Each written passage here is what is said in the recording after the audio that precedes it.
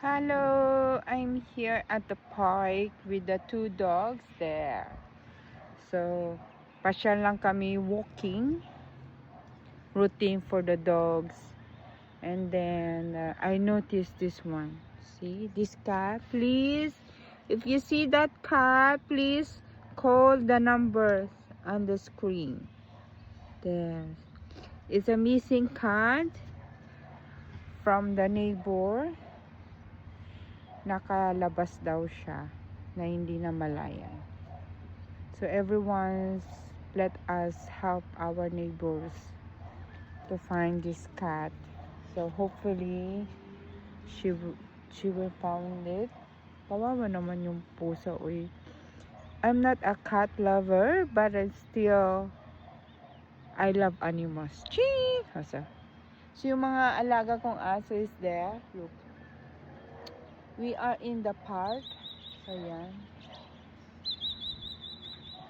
Lakad-lakad.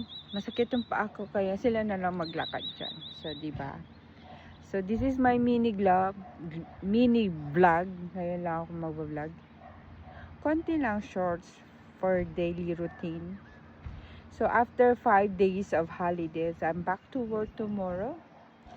So, we'll see what gonna happen. Yung mga alaga ko kumusta kaya sila. So, sa mga hindi po nakakala, I am healthcare worker dito sa Victoria. I came from Queensland and moved in Victoria. So here, wala pong summer. Supposed to be it's summer, but didn't happen. Ngek. O, diba? So, nag-a-adjust pa rin ako ng weather. So, naka-jacket ako, guys. Diba? Kanina, ang init-init ng mga bandang 12. So, lumabas kami with my family. We went to DFO just to check some Boxing Day sale. Kaya lang ubos na. So, yung mga yung mga anak ko ang nakabili ng marami. Ako 2 pieces lang ang nabili ko. Pero, medyo may pagka-pricey. So, anyway, ayan na. Ang kapitbahay namin is there. May may fire truck. Kasi daw yung kapitbahay namin was 5 hours na daw ang nag-activate yung fire alarm. So they check it. 5 fire truck. Hindi ko kasi siya nabisa dahil I'm so much busy with this dog. Kasi kanina hindi ko siya nailagay yung tali. Because there's a lot of people, so I have to put this one, and I was so busy. So, but now, they are already calmed down. So, the dogs are calmed down now. They are playing here. Naghahanap sila ng ewan ko ano hinahanap nila. So, anyway, good thing that is a false alarm. Ay, hanggang dito din ito. Ay, ibon yun. Kasi ang lakas kasi yung fire alarm. It's been 5 hours daw, sabi ng neighbor. So, kakarating ko lang din. So, hindi lang pala Pinoy mga yung marunong chismis. Pati mga ibang kapitbahay, ibang lahi. So, they are checking the house now, but they said there's no fire. Thank God the house is safe because no one is at home. Walang tao sa bahay. They went for holiday because is a holiday season. So long weekend kasi ang holiday dito.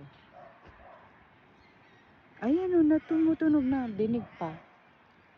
So pinasok na mga police. I saw the police jump on the gate already. Pumasok na sila sa loob. They're checking the house. So, yun lang po ang aking may ikukwento ngayon. Ito lang naman ang may ikukwento sa araw na to.